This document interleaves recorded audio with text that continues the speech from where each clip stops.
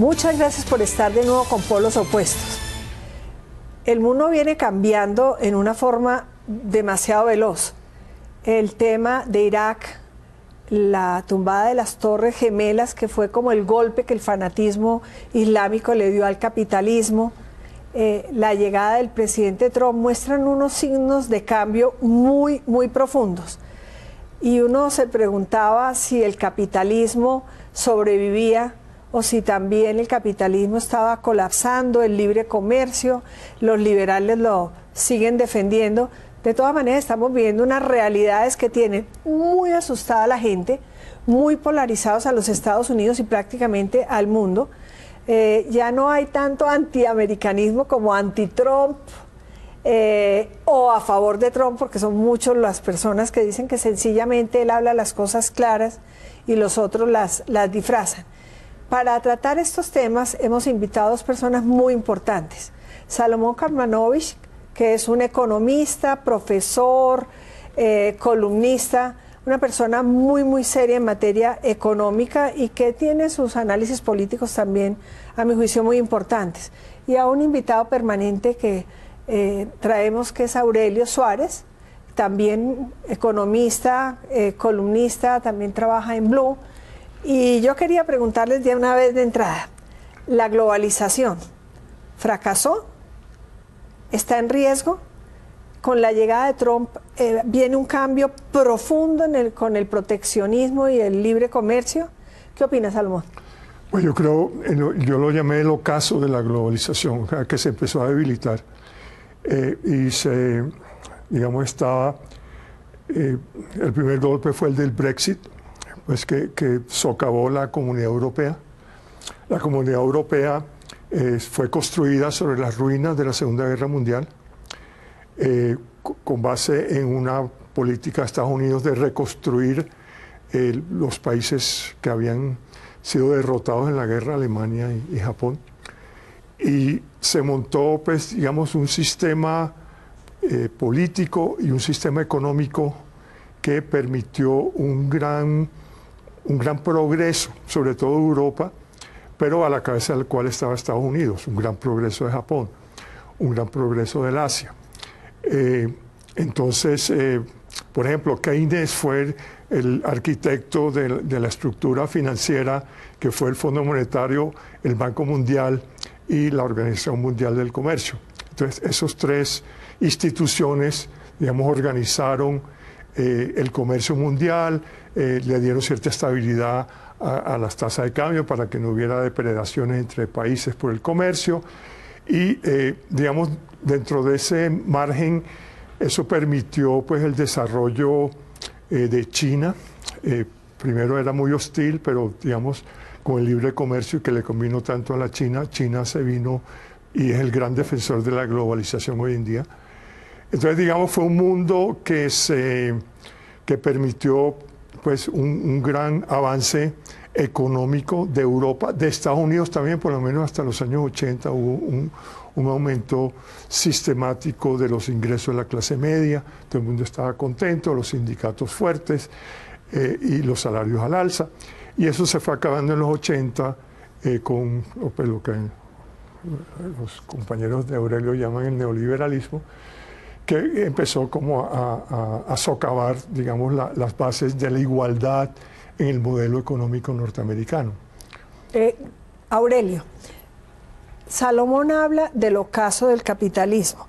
El ocaso viene por los procesos normales de la naturaleza, o de la globalización, o del libre mercado, o en contravía del proteccionismo.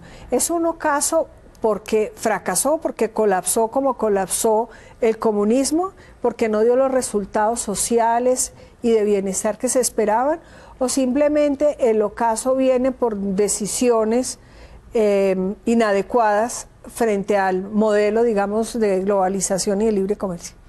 Bueno, Noemí, mil gracias por su invitación y un saludo a los televidentes y por supuesto a Salomón. Yo creo que lo que estamos viendo es un ocaso, una dificultad de la globalización norteamericana. Yo le pongo un apellido a esta globalización. ¿Y el Brexit? Porque es una sí, pero es una globalización que se acomodó fundamentalmente a las reglas que Estados Unidos impuso en los últimos 25 años. Por supuesto, yo creo que hay elementos de economía internacional, de rasgos ya muy cimentados, como los que señala Salomón, que yo diría que no están en una situación de vestigio total, pero sí creo que las reglas norteamericanas que se impusieron en esta globalización son las que están en traspiés. ¿En qué consiste esta globalización norteamericana? Primero, Estados Unidos, por ejemplo, hizo una gran conquista asiática, que consiguió, por supuesto, el traslado de fábricas. Los norteamericanos hablan de que se trasladaron en los últimos 25 años 57.000 fábricas y 5 millones de empleos desde los Estados Unidos. Esa globalización cobijó fundamentalmente a Asia, China, por supuesto, México y algunos otros países del sudeste asiático. Entonces Estados Unidos puso unas reglas. Donde principalmente había capacidad de consumo y demanda. Y mano de obra barata. Sobre todo también eso claro, para competir. Una fuente, unos surtidores de mano de obra barata. Pero fíjese usted que Estados Unidos también usa una reserva proteccionista. La UNCTAD, que es la organización pues, de la ONU para el Comercio, tiene este dato que permítame darlo muy rápidamente. En este momento en el mundo hay 38.504 medidas contra el comercio en el mundo, no tarifarias, o sea, no aranceles.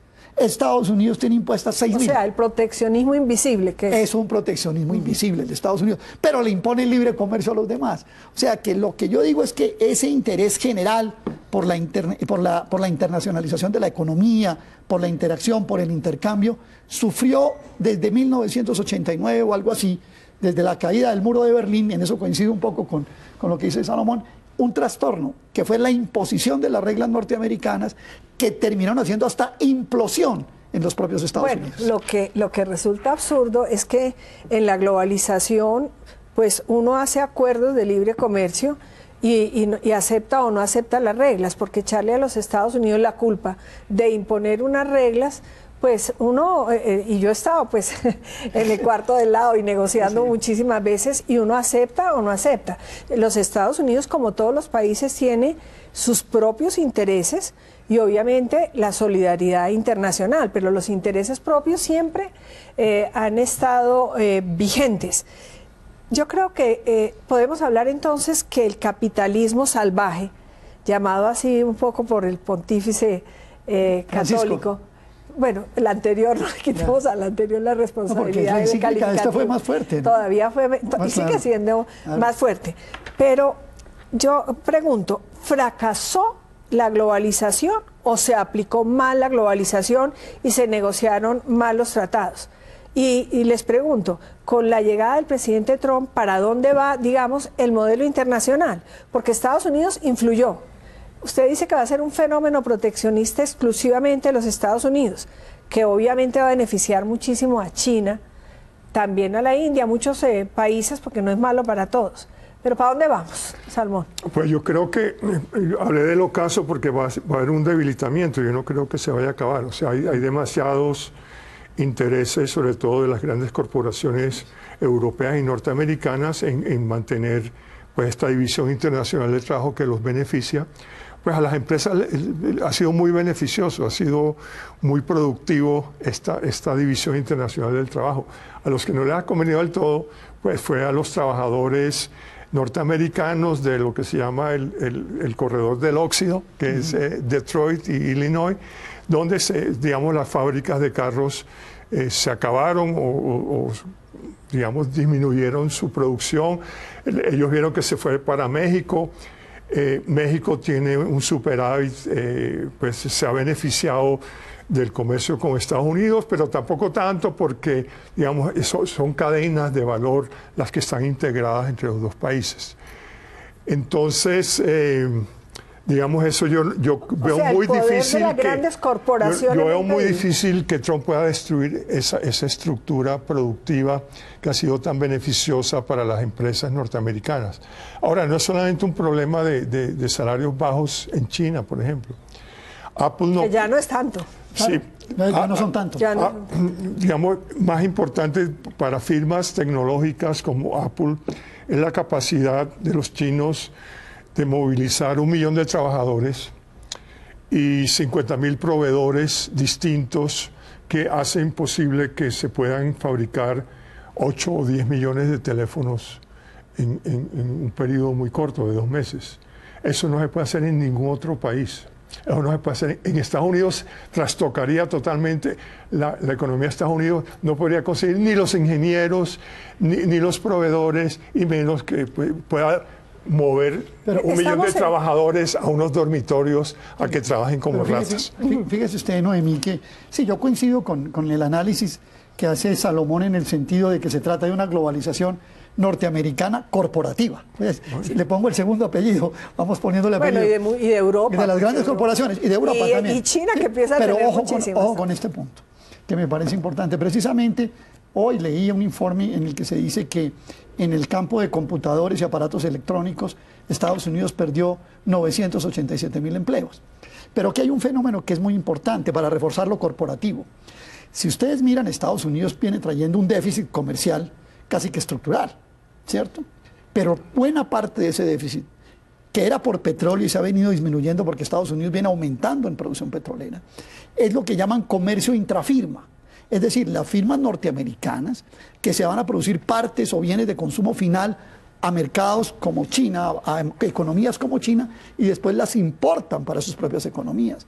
Es muy importante valorar que ese déficit comercial de los Estados Unidos es un déficit ocasionado en muchos casos por lo que llaman comercio intrafirma. O sea, que la misma firma lleva la producción allá y vuelve, la importa a Estados Unidos, la interna en Estados Unidos para venderla en el mercado norteamericano. Entonces, allá había en el caso automotriz es un poco diferente. En el caso automotriz, indudablemente, hubo una localización de fábricas automotrices en México. Hay 18 firmas automotrices con plantas en México, lo que llaman el Bajío mexicano, el estado de Guanajuato, etcétera, etcétera. Y el 70% de los automóviles que se consumen en Estados Unidos vienen de México. Entonces, hay que mirar todas las cosas con detalle, las cosas no son muy generales, sino que cada asunto tiene su Vamos a hacer una particularidad. pausa y seguimos con este tema tan apasionante.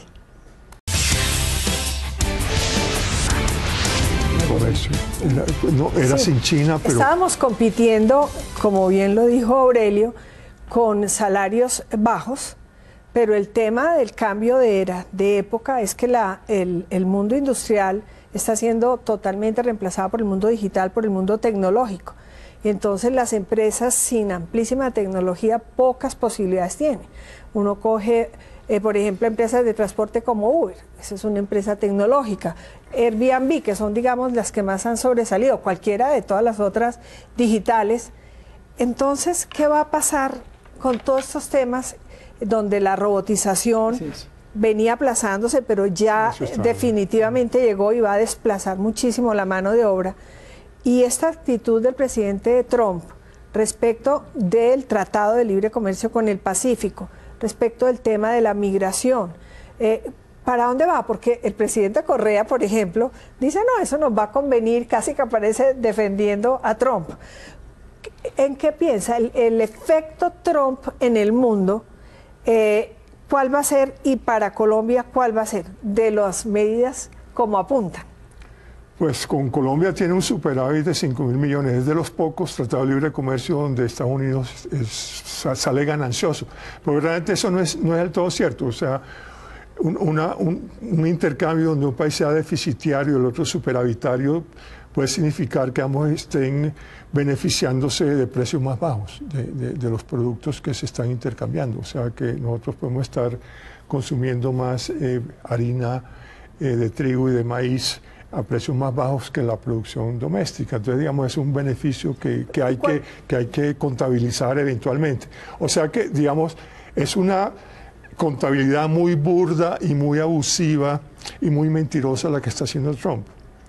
Y digamos, los trabajos no se han perdido tanto por el comercio, sino por lo que tú decías hace un momento, la robotización de las fábricas. Cuando tú tienes los salarios altos que hay en Estados Unidos, el incentivo a robotizar y automatizar la línea de producción es muy grande. Entonces, esos trabajos que hacen los los chinos haciendo confecciones, eso no va a volver a Estados Unidos nunca, a menos que haya una total automatización de los procesos de diseño y fabricación. ¿A usted le gusta o le disgusta a Trump? ¿Qué sensación A mí me tiene repugna Trump. A mí me repugna Trump porque creo que es un ser muy primitivo, muy discriminatorio, muy contra los derechos humanos de millones de personas, que es un peligro para la paz mundial, que yo le temo mucho a que desencadene guerras en el Medio Oriente, que empiece a torear a China y China se vuelva de haber sido una potencia que verdaderamente era cooperativa y buscaba la paz internacional y digamos, el avance propio que le estaba permitiendo la globalización, lo va a tratar de volver, no sé si llega hasta ese punto, como una fiera enjaulada que quién sabe, pues, y China tiene ya también un gran poder económico, político y militar. Entonces me parece que están jugando con candela, porque eso no es como que yo voy a negociar y yo te pongo una situación imposible, a ver tú cómo reaccionas y después yo te suelto un poquito. Sí, yo le pregunto a Aurelio, se presentan paradojas.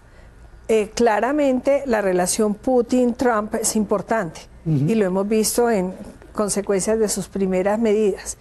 Venezuela es muy cercana también a Putin.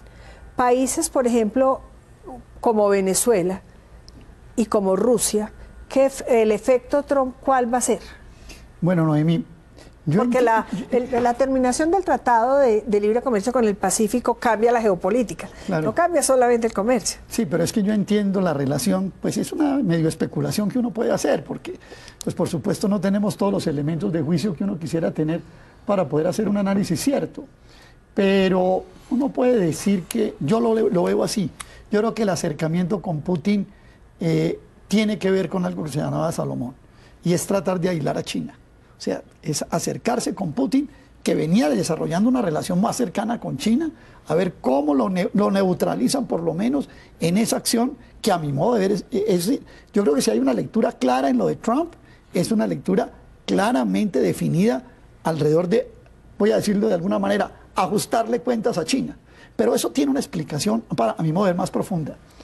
Yo creo que el fenómeno Trump no debe analizarse como un fenómeno psiquiátrico, ni pues de un personaje pues como estrambótico, que no lo deja de ser, por supuesto.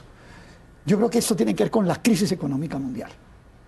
Es decir, es que el mundo entró en una crisis económica en el año 2008 y no se ha podido reponer. O sobre la desigualdad, porque es que con la globalización y las comunicaciones la desigualdad es muy tangible en las personas. El coeficiente de Gini en los Estados Unidos, recordémosle a los televidentes que el coeficiente de Gini mide la desigualdad en el ingreso de una sociedad, y está entre 0 y 1, y entre más cerca 1, más desigual. El coeficiente de Gini en los Estados Unidos pasó del año 2009 de 0,37 al año 2012 a 0,41, o sea, viene creciendo la destrucción de la clase media.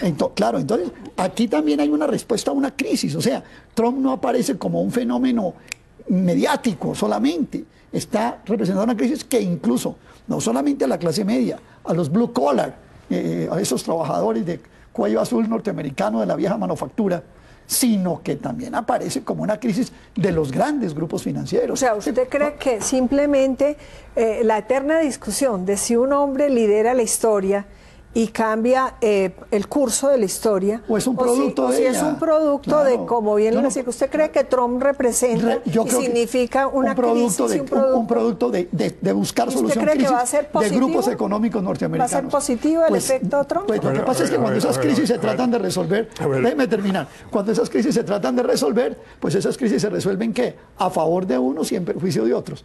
Depende del resultado del balance final que va a pasar. Yo creo que es muy grave lo que está pasando en Europa, y los países bálticos y todo el este europeo se siente muy amenazado porque lo que está haciendo Trump, diciéndole a Putin, reconstruya su viejo imperio soviético. Y Tillerson es un hombre que era gerente general de la Exxon. La Exxon tenía un poco de pozos en Rusia que no podía explotar por las sanciones. Entonces está muy interesado en levantar las sanciones.